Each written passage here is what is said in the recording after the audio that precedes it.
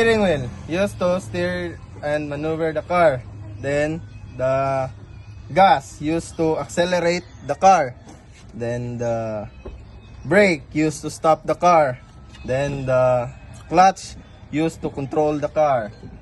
That's all. Play. So this is the change gear used to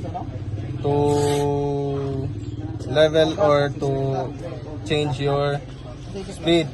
Then the reverse gear is used to reverse the car. Then the wiper used to wipe the windshield. Then the signal light used to signal. Then the headlight.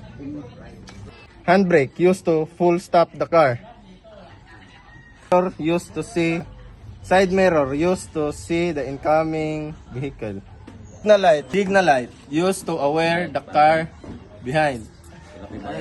Tail light used to see when the car taking on a brake.